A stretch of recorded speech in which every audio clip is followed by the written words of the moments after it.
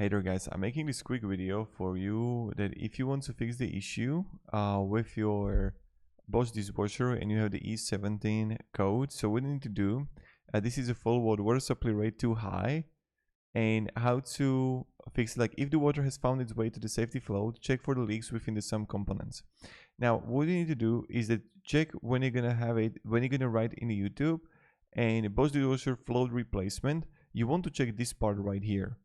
Right, so I just want to guide you on how you can, what you need to possibly do, and check if it's not sealed, check if there is going to be water from the back, and there are guides on YouTube on how you can possibly fix this issue, but this is the thing that you want to do. So that's pretty much it. And now of course if you can have like any questions or things, and maybe you're gonna say like this video wasn't helpful at all, I just want to make this like a quick guide on how you can possibly fix it. So thank you, and sorry if it didn't help. I just wanted to guide you what to do because there isn't much information about it.